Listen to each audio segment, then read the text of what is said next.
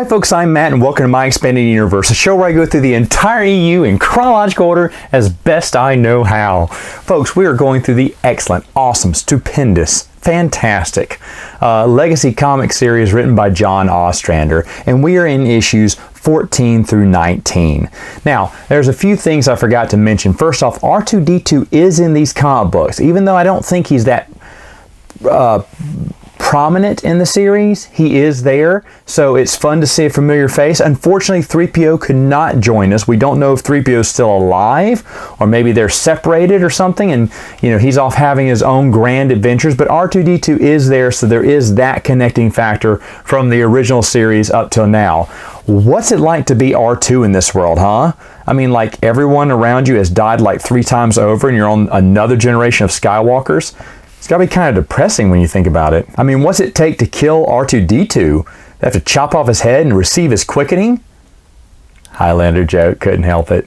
Anyway, in this series, Darth Talon, who is the Sith Twi'lek that was, I think she was featured on the cover of issue 0, and that's what all the big buzz was about. Everyone saw her and they wanted to know more about her, and she was really cool. And I have to admit, yeah, she looked really cool. But I still wasn't having it. Oh, I love Darth Talon. She's great. She's great. And so as she and Cade are fighting, remember, Cade's not the, I mean, even though he doesn't want to become a Jedi, he hadn't been in training for a while, doesn't mean he doesn't know how to fight.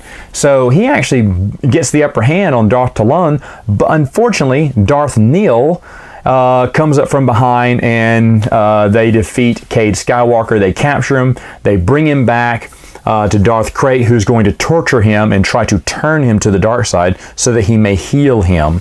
Now, I should talk about Darth Nihil here. Darth Nihil is a Sith Nagai, and you're like, whoa! I mean, if you're me, the Nagai we haven't seen since the old Marvel series, and they were never mentioned again until John Ostrander said, you know what, I'm going to bring one of those alien species back and make them a Sith. Boom! What a great idea. Absolutely love that. I remember that got revealed either in the forums or, I don't know, maybe it was in the comic book. I can't remember being in the comic book, but I remember thinking, I wonder what race he is. And then I heard, through somewhere that he was Nagai, and I was like, shut up. I just thought that was so cool. So once again, Legacy just kept exceeding my expectations for the series. And by the way, Darth Nihil is really cool. Really cool. The other characters that I should mention, Darth Krayt had captured them, which is why Cade was going Krayt's way anyway to go after him. He has 2 friends, Sin and Delia. Delia is his love interest. She is a Zeltron, so that's another callback from the Marvel comic books. Absolutely love that. Sin is kind of the henchman who, works with Cade, trusts Cade, gets mad at Cade too at times. He's using illegal Vong weapons. The Vong weapons are really big in this one. Like, they're all illegal because of what the Vong did. They don't let you have razor bugs or whatever, but Sin has all that kind of illegal weapons, like having a switchblade or a blade with a little spring loaded. Ooh, he's so dangerous.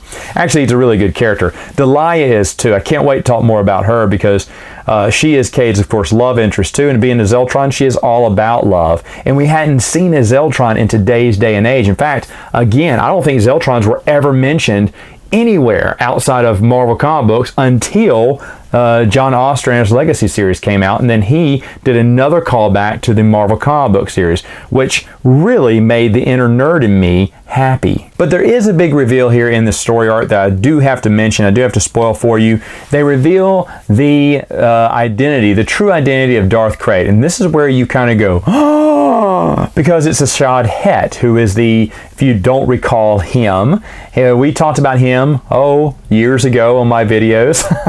He was in the old Star Wars comic book. He was one of the Jedi or Force-sensitive sand people who really was created by John Ostrander, was a big hit with readers. Readers absolutely loved him. And so there was a lot of Asajj Het stories. In fact, he went all the way through the Clone Wars too. And then he just kind of fell off. We just assumed he had died in the Great Jedi Purge. But you find out his whole backstory. Now, I'll try to keep that a secret. But it gave him his whole backstory on what happened to him, where he's been, how he got into the condition he is now, how he's been able to live so long.